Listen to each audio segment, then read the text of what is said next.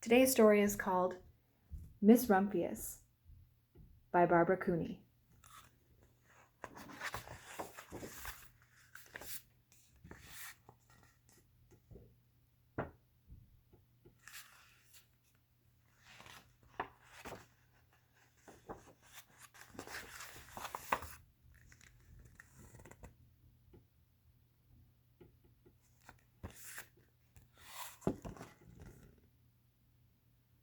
The Lupin lady lives in a small house overlooking the sea. In between the rocks around her house grow blue and purple and rose-colored flowers. The Lupin lady is little and old, but she has not always been that way. I know. She is my great aunt, and she told me so. Once upon a time she was a little girl named Alice, who lived in a city by the sea. From the front stoop she could see the wharves and the bristling masts of tall ships. Many years ago, her grandfather had come to America on a large sailing ship.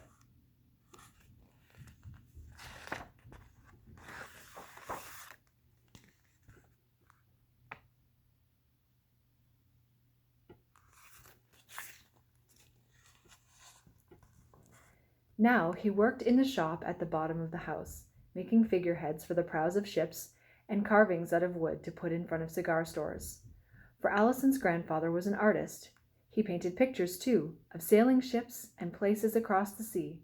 When he was very busy, Alice helped him put in the skies.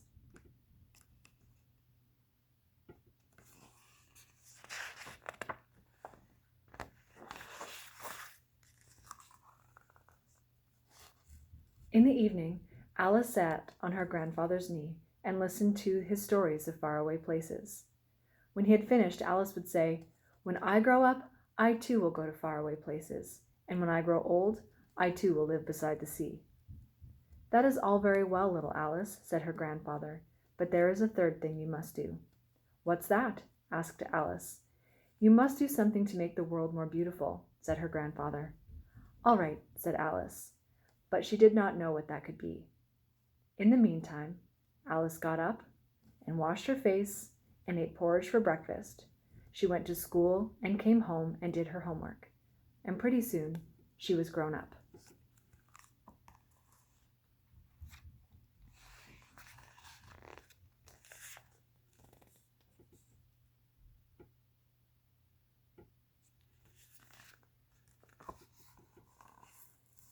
Then my great aunt Alice set out to do the 3 things she had told her grandfather she was going to do. She left home and went to live in another city far from the sea and the salt air. There she worked in a library, dusting books and keeping them from getting mixed up and helping people find the ones they wanted. Some of the books told her about faraway places. People call her Miss Rumphius now.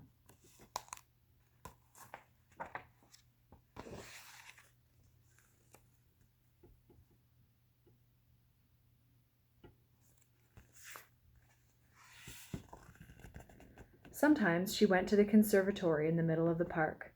When she stepped inside on a wintry day, the warm, moist air wrapped itself around her, and the sweet smell of jasmine filled her nose. "This is almost like a tropical isle," said Miss Rumphius, "but not quite."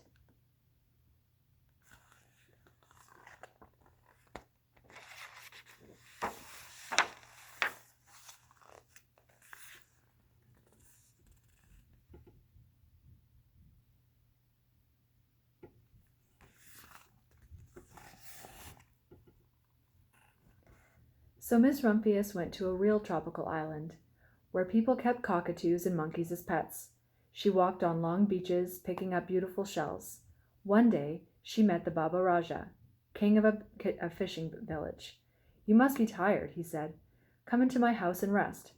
So Miss Rumphius went in and met the Baba Raja's wife. The Baba Raja himself fetched a green coconut and cut a slice off the top so that Miss Rumphius could drink the coconut water inside. Before she left, the Baba Raja gave her a beautiful mother-of-pearl shell, on which he had painted a bird of paradise and the words, "You will always remain in my heart." "You will always remain in mine too," said Miss Rumphius.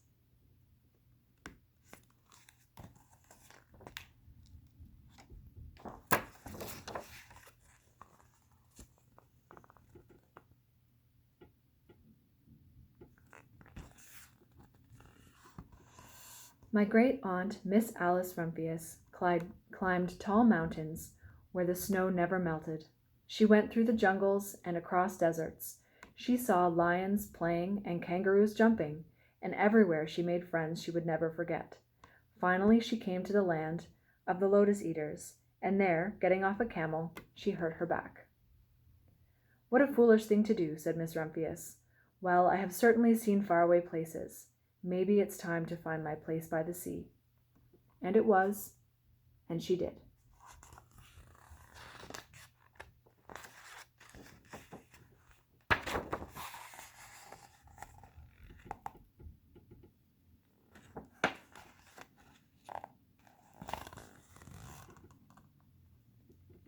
From the porch of her new house, Miss Rumphius watched the sun come up. She watched it cross the heavens and sparkle on the water, and she saw it set in glory in the evening. She started a little garden among the rocks that surrounded her house, and she planted a few flower seeds in the stony ground. Miss Rumphius was almost perfectly happy. "But there is still one more thing I have to do," she said. "I have to do something to make the world more beautiful." "But what? The world already is pretty nice," she thought, looking out over the ocean.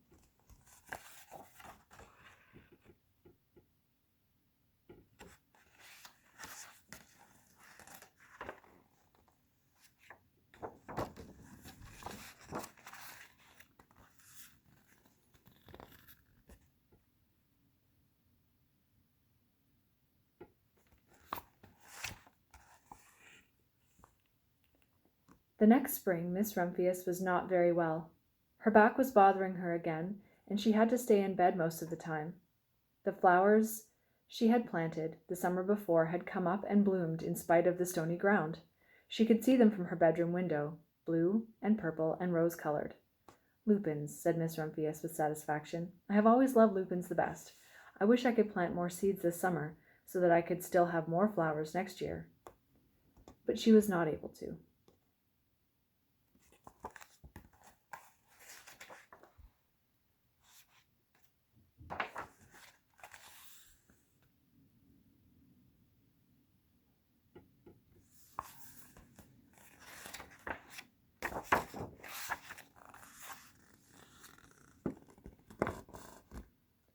After a hard winter came spring. Miss Rumphius was feeling much better. Now she could take walks again.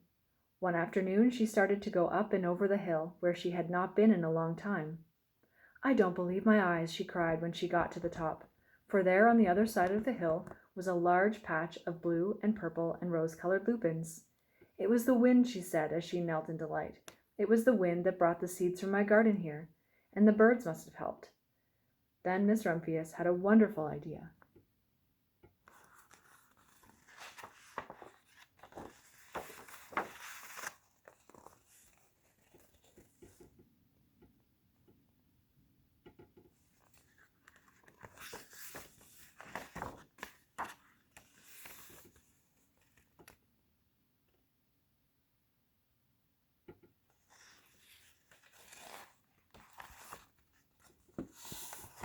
She hurried home and got out her seed catalogues. She sent off to the very best seed house for 5 bushels of lupin seeds. All that summer, Miss Rumphius, her pockets full of seeds, wandered over fields and headlands sowing lupins. She scattered seeds along the highways and down the country lanes. She flung handfuls of them around the schoolhouse and the back of the church. She tossed them into hollows and along stone walls. Her back didn't hurt her any more at all. Now some people call her that crazy old lady.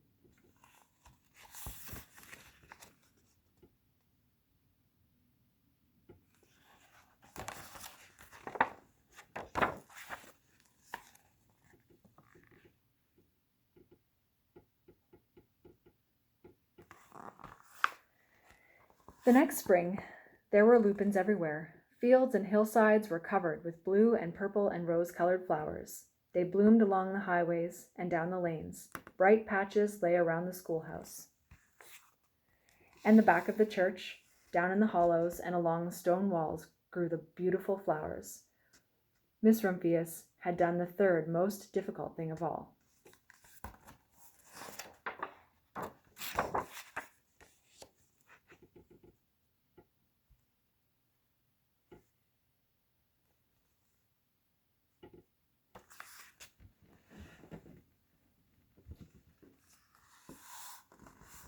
My great aunt Alice, Miss Rumphius, is very old now.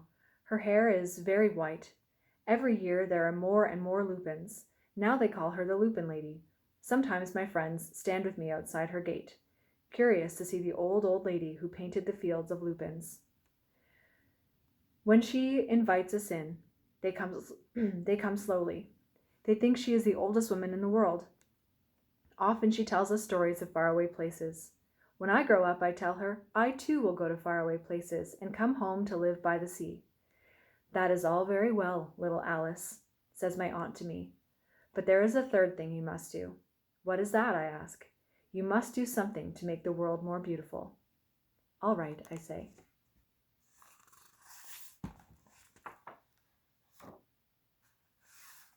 But I do not know yet what that could be.